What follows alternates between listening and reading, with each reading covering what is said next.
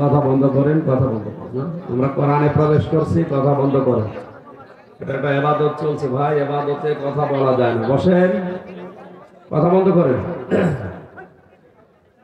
আলহামদুলিল্লাহি রাব্বিল মাশরিকাইন ওয়া রাব্বিল মাগরিবাইন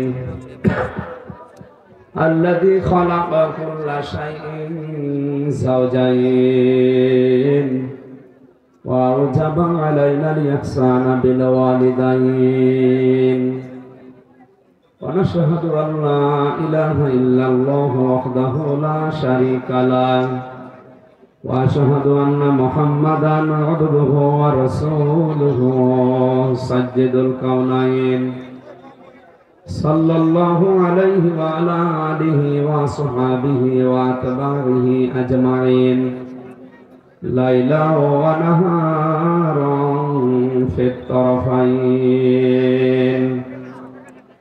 فقد قال الله تعالى في كلامه المجيد وبرهانه التوحيد أعوذ بالله من الشيطان الرجيم आवाज बढ़िए। बिस्मिल्लाहिर रहमानिर रहीम व इबादुर रहमानिल्लज़ीना यमशूना अलल अर्दि हौना व इज़ा खातबहुमुल जाहिलून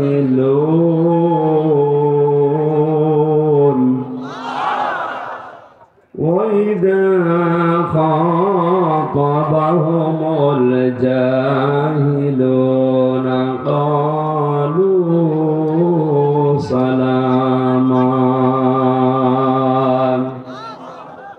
صدقت يا ربنا اللهم صل على سيدنا مولانا محمد وعلى آل سيدنا مولانا قالوا سبحانك لا علم لنا إلا ما علمتنا إنك أنت العليم الحكيم الحمد لله টাঙ্গাইল জেলার ঘাটাইল থানার অন্তর্গত ডাক্তার শওকত আলী ভূঁইয়া উচ্চ বিদ্যালয় মাঠে আষাঢ়িয়া চালা আলহাজ একামত আলী নুরানিয়া হাফিজিয়া মাদ্রাসার উদ্যোগে 13তম বাৎসরিক ঐতিহাসিক তাফসিরুল কোরআন মাহফিলের স্বনামধন্য সভাপতি জনাব আলহাজ ইঞ্জিনিয়ার নুরুল ইসলাম, প্রধান অতিথি মাননীয় জাতীয় সংসদ সদস্য আমাদের অভিভাবক শ্রদ্ধাভাজন বড় ভাই জনাব আলহাজ আমানুর রহমান খান রানা,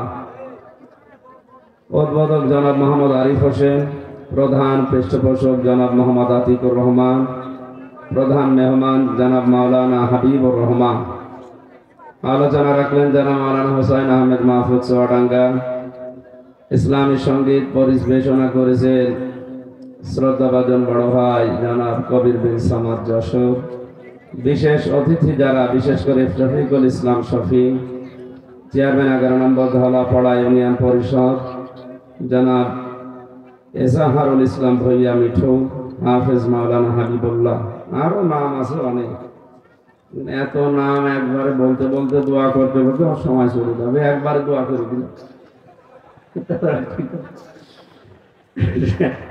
আমার দাদা একটা গল্প বলতেন যে শিক্ষক ক্লাসে যে বলছে গোট বানান কর, বলছে স্যার ABCD EFG সাইজে কে এলিমেন্ট OPQRS TUV WS কি করলো, এর ভেতরে আছে আপনি বানান করে নিন,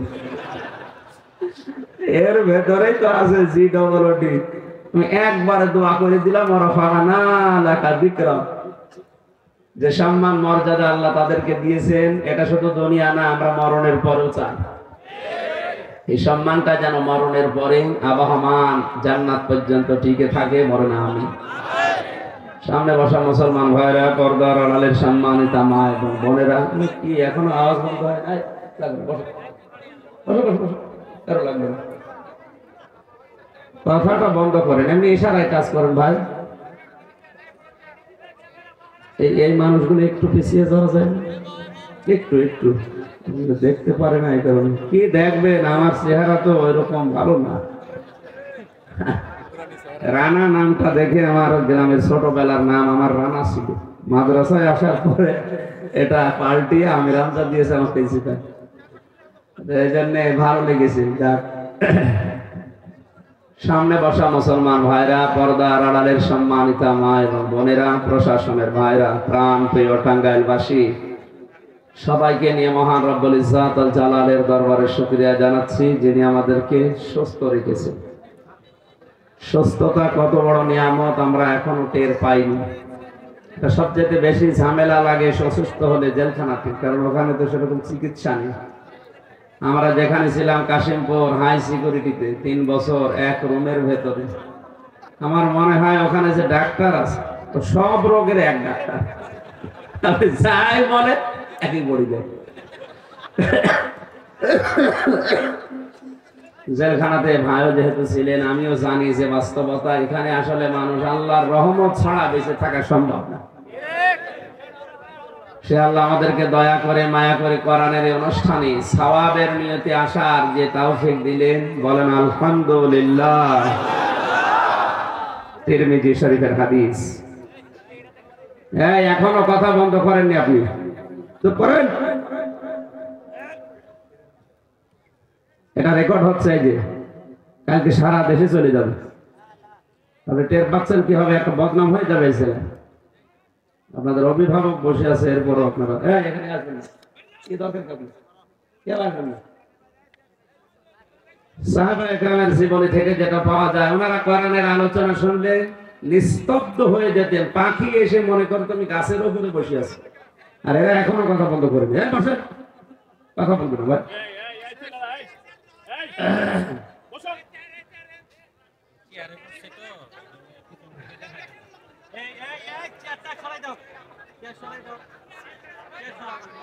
আলহামদুলিল্লাহ ভাই। মসজিদে নববীতে নবীজি একদিন প্রবেশ করে দেখলেন ডান দিকে কিছু মানুষ আল্লাহর কোরআন নিয়ে আলোচনা করছে, বাম দিকে তাকিয়ে দেখলেন কিছু মানুষ জিকির করছে। নবীজি বললেন দুইটা দল ভালো কাজে আছে, তবে সবচাইতে ভালো কাজে আছে যারা কোরআন নিয়ে ব্যস্ত আছে। আমার আল্লাহ আমাকে এই মুহূর্তে নির্দেশ দিয়েছে আমি যেন কোরআনের আলোচনায় শ্রোতা হিসাবে এদের সাথে বসে পড়ি। আপনি টের পাচ্ছেন এই আয়োজনটা, যদিও মনে হচ্ছে এটা ফেলতে হয়তো, কিন্তু এটা এখন এমন দামি অনুষ্ঠান হয়ে গেছে কোরআনের ইজ্জতে। বিশ্ব নবী যদি বেঁচে থাকতেন আর এই ঘাটাইল সখীপুর এলাকার পাশ দিয়ে যদি হেঁটে যেতেন, কোরআনের ইজ্জতে, কোরআনের যে মর্যাদা, তার কারণে নবী পর্যন্ত এখানে শ্রোতা হয়ে বসে পড়ত। এরকম একটা জায়গায় এসেছেন, এর শ্বাস প্রশ্বাসে নেকি হচ্ছে, পুরাটা ইবাদত। মাজলিসু ফিকহিন খায়রুম মিন ইবাদাতি 60 সানা। নবীজি বলেন একটা ঘন্টা যদি কোরআনে কারীম বোঝার জন্য, হাদিস বোঝার জন্য কেউ চেষ্টা চালায়, 60 বছর নফল ইবাদত করলে যা হতো এরকম সওয়াব আল্লাহ দিয়ে দেবে। আমার বয়স এখন 33 বছর, 60 বছর আসতে এখন 27 বছর বাকি। সুতরাং আমি একটা ঘন্টা যদি কোরআনের পেছনে আজ বোঝার জন্য ব্যয় করি, আমল যদি আপনি নাও করতে পারেন তাও 500 রাকাত নফল নামাজ সওয়াব হবে। আর আমল করলে তো সোনায় সোহাগা। এজন্য সম্মানের দিকে তাকিয়ে কথা বলবেন না, খুব গুরুত্বপূর্ণ হলে ইশারায় দেবেন, না হলে এখান থেকে উঠে যাবেন, কথা বলবেন। কারণ কোরআনের অনুষ্ঠানে কথা বলা, আওয়াজ করা পুরাটাই হারাম। এটা হারাম কাজ করে ফেললে 7000 বছর জাহান্নামে থাকা লাগবে। আশা করি এগুলো থেকে বিরত থাকবেন। ওয়াইযা কুরিয়াল কুরআন ফাসতামিউ লাহু ওয়া আনসিতু লাআল্লাকুম তুরহামুন। যদি আল্লাহর রহমত পেতে চাও, কোরআনের আলোচনা শুরু হয়ে গেলে চুপ থাকবা আর দিলের কান লাগিয়ে শুনবা। ঠিক, এই আয়াতের উপর আমরা আমল করছি ইনশাআল্লাহ। দরুদ আর সালাম পড়ছে আমাদের নবী মুহাম্মদুর রাসূলুল্লাহ সাল্লাল্লাহু আলাইহি ওয়াসাল্লামের প্রতি, যার আমি তো আদর্শ পেয়ে আমরা খুশি না বেজা? বলেন বলেন। আমি একটা নতুন তথ্য আপনাদের কাছে দেব, ভালো করে মিলাবে। জন্মের পর থেকে আপনি আয়াত শুনেছেন, আমিও জানি, আলেমরা বিশেষ করে। এটা যেহেতু একটা নিয়ামত, কিন্তু কোরআনের অনুষ্ঠানে আসা সবার ভাগ্যে আল্লাহ লিখে না, ও আসতেও পারি না। এটা এখন কি নিয়ামত বলেন? কোরআনে কারিমে আল্লাহ জানিয়েছেন, ওয়াইদ তাআযানা রাব্বুকুম লাইন শাকারতুম লাযিদান্নাকুম ওয়া লাইন কাফারতুম ইন্না আযাবি লাশাদীদ। সূরা ইব্রাহিমের 7 নম্বর আয়াতে আল্লাহ জানিয়েছেন, আমি আল্লাহ নিজে এলান করছি। আমি বললাম না, প্রতিটি শব্দ চিন্তা ভাবনা করে শুনবেন। কোরআনের যে কোনো শব্দ নিয়ে কেউ যদি চিন্তা ভাবনা গবেষণা করে আল্লাহকে পেতে চায়, ও পেয়ে যাবে। এখানে খেয়াল করেন, ওয়াইদ তাআযানা রাব্বুকুম, আল্লাহ বলেন আমি নিজে এলান করছি, ঘোষণা দিচ্ছি। আগেকার জামানায় শুনেছি, তখন মাইক ছিল না, এরকম একটা চোঙা বানিয়ে ইউনিয়ন বিভিন্ন জায়গায় যদি অনুষ্ঠান হয়, ঘোষণা দিত মেম্বার চেয়ারম্যানের পক্ষ থেকে। ওটা যেন মেম্বার চেয়ারম্যান নিজেই দিচ্ছে, হয়তো দারোয়ান দিয়ে বা কর্মচারী দিয়ে। আয়াতের শব্দের দিকে খেয়াল করলে যেটা দেখি, ওয়াইদ তাআযানা রাব্বুকুম, আমি আল্লাহ নিজে এলান করছি। এলান করছেন কে? হজের এলান আল্লাহ করেনি, আল্লাহ ইব্রাহিমকে দিয়ে করিয়েছেন। হযরত ইব্রাহিম তাকে বলেছিলেন, হে আমার নবী, আপনি এলান দেন, আযান দেন, ঘোষণা দিয়ে দিন যে হজ করা লাগবে। দুনিয়ার বিভিন্ন দিক প্রান্ত থেকে মানুষেরা বিভিন্ন জিনিসে সাওয়ার হয়ে পায়ে হেঁটে আমার ঘর তাওয়াফ করতে আসবে। হজের ঘোষণা দিয়েছেন কে? না, ইব্রাহিম কে? ওয়াদ্দিন ফিন নাসি বিল হজ্জি ইয়াতুকা রিজালান ওয়া আলা কুল্লি দামিরিন ইয়াতুনা মিন কুল্লি ফাজ্জিন আমিক। এই আয়াত দ্বারা বোঝা যায় হজের ঘোষণা হযরত ইব্রাহিম দিয়েছিলেন। আর এখানে আয়াতে যেটা আছে, এই ঘোষক সরাসরি আল্লাহ নিজে। টাঙ্গাইলবাসী মেধা যোগ্যতা যদি আপনার বুঝ থাকে, ভাবেন আল্লাহ নিজে মাইক নিয়ে ডাকছে, এই টাঙ্গাইলবাসী লাইন শাকারতুম, যদি আমার নিয়ামতের শুকরিয়া আদায় করো, লাযিদান্নাকুম, লামে তাকিদ নুনে সাকিলা, আল্লাহ গ্যারান্টি দিয়ে জানিয়েছেন অবশ্যই আমার আল্লাহর নিয়ামত বৃদ্ধি করতেই থাকবে।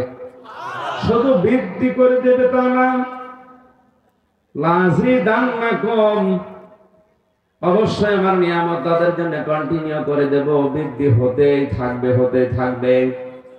এটা যে একটা নিয়ামত, আপনি হাদিস দ্বারা শুনলেন যে বিশ্ব নবী নিজেও এরকম অনুষ্ঠানে বসে পড়ার জন্য তাকিদ পেয়েছেন। কথা বুঝতেছেন? তাহলে এটা আমাদের মতো মানুষের জন্য কি বলেন বলেন?